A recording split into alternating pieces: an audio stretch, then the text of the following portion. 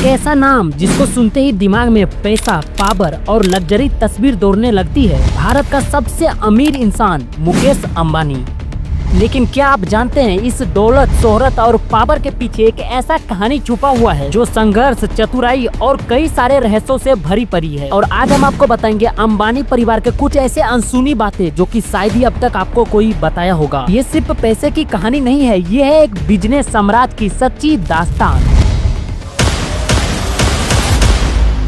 These 40 years in the mine.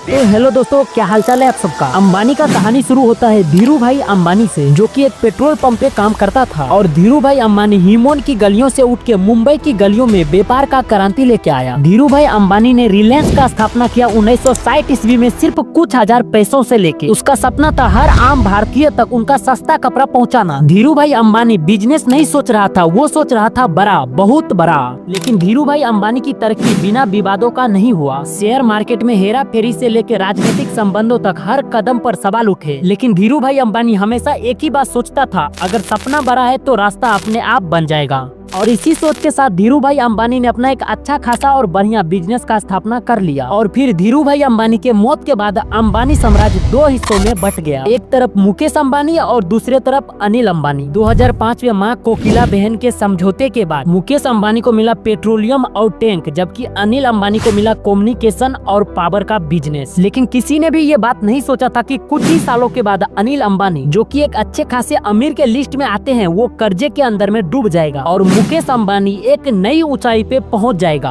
और मुकेश अंबानी को जो बिजनेस के टॉप स्कोर पे लेके गया वो था जियो। साल 2016 मुकेश अंबानी ने पूरा दुनिया को चौंका दिया जियो को लॉन्च करके। और फिर इसके बाद इंटरनेट लोगों की मजबूरी नहीं बल्कि जरूरत बन गया। जियो ने फ्री डाटा, सस्ते कॉल और डिजिटल इंडिया को जो रफ्तार दिया, उससे पूरा टेलीकॉम इंडस्ट्री हिल गया। और एयरटेल, वोडाफोन, आइडिया सबको झटका लगा और कुछ तो मानो खत्म ही हो गया। और जियो लोगों के लिए सिर्फ एक इंटरनेट था, लेकिन मुकेश अंबानी के लिए एक बिजनेस मास्टरमाइंड था। और यहीं से शुरू हुई अंबानी की दूसरी परी, जो कि टेलीकॉम तक सीमित नहीं था। और क्या आप जानते हैं अभी के टाइम में अंबानी का कंपनी यानी कि रिलायंस इंडस्ट्री, जिसका सालाना रेवेन्यू पाकिस्तान के डीजीपी से ज्यादा है। और अब अंबानी इंटर कर चुके हैं 5G AI एजुकेशन और यहाँ तक कि टैग स्पेस में भी। क्योंकि एक समय था जब अंबानी तेल बेचता था और आज वो डाटा बेचता है।